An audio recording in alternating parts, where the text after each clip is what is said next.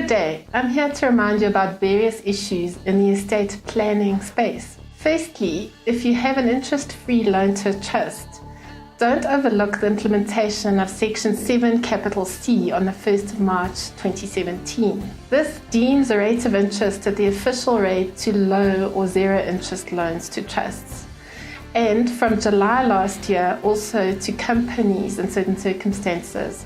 If you haven't yet got advice in this regard, we suggest that you do so as a matter of urgency.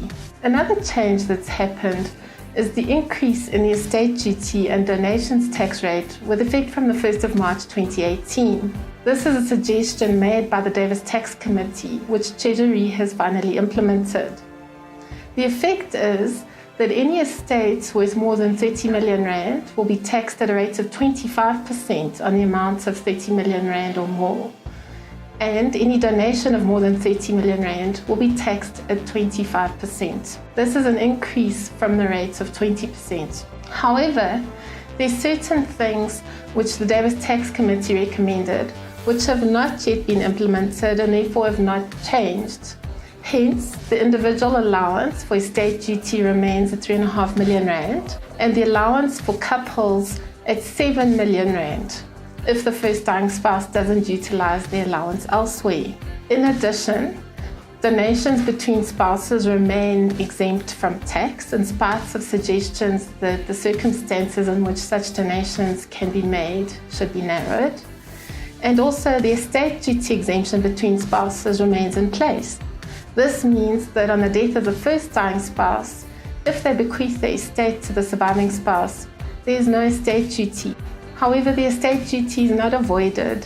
It is only postponed until the death of the second dying spouse, and when the next heirs inherit, estate duty will then be charged.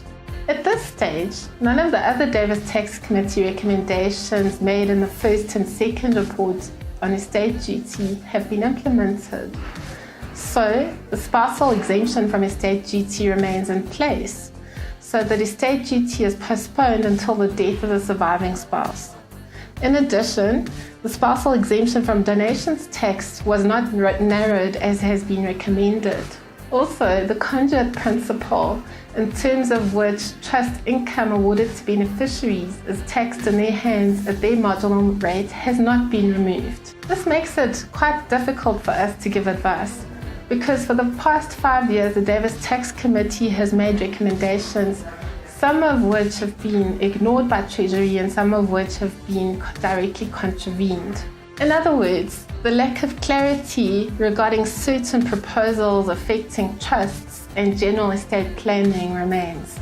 What's ahead in 2019? The Davis Tax Committee Swan Song report was regarding the possible implementation of a wealth tax in South Africa. This was in direct contradiction to the recommendation made in his first report on estate planning, which suggested that Treasury should not consider the implementation of a separate wealth tax because of the burden that introducing a wholly new tax places on both the taxpayer and on the revenue services. However, the final report released by the Davis Tax Committee at the end of its 5-year tenure was regarding the possible implementation of a wealth tax. In summary, the Davis Tax Committee suggested that Treasury does not have enough information at its disposal at the moment to make a decision as to whether to implement a separate wealth tax.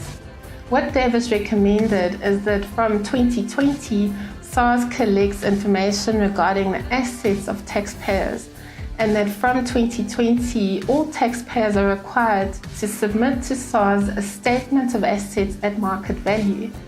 The committee recognized that this is problematic and that it is quite difficult to value certain assets, and there may be room for discrepancies in valuations. Another issue that the Davis Tax Committee looked at in the wealth report was that of the taxation of pensions. Currently, all pension type funds have quite a good tax break and are exempt from many taxes. The Davis Tax Committee suggested that this should possibly be reviewed and reconsidered, but acknowledged that the difficulty is that a large part of the South African population has their only form of savings in their pension.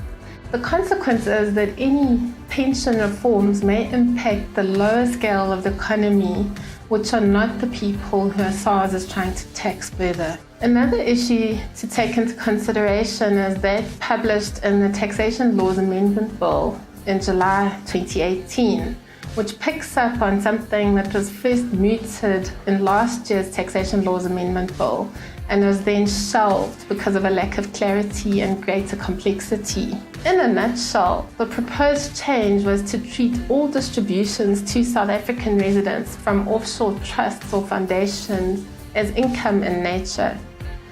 Following workshops and discussions last year, further consideration has been given and changes suggested in the Taxation Laws Amendment Bill. This has been published for comment and is normally finalised in October or November each year. It is then normally effective from March the following year. However, you should please note that one of the proposed changes published this year is actually going to be effective from the 1st of March 2018 if it is implemented. A last issue that I'd like to draw to your attention is the National Health Amendment Bill, a private member's bill currently before Parliament. This has requested that the South African legislature look into laws surrounding living wills and enduring powers of attorney for healthcare, or so-called advanced medical directives. Currently, a lot of our clients are not aware that there is no legal standing in South Africa for their living will. The purpose of this bill is to give greater legal standing and greater clarity to advanced healthcare directives. Although the South African Medical Association has published guidelines to doctors on how to deal with living wills, greater clarity will be welcomed. What seems to be missing, however, is the concept of the enduring power of attorney.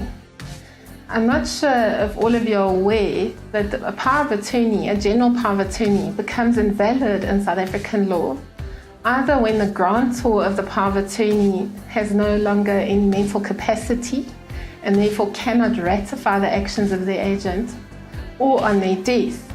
Therefore, a general power of attorney is no longer of any use once the person has, for example, developed dementia or after they've died. Many people exclaim that this is exactly when the power of attorney is most needed. Therefore, the introduction of the concept of an enduring power of attorney in South African law would also be most welcome. I hope that this has been an informative update. We will continue to monitor developments and update you as the proposed changes become more certain.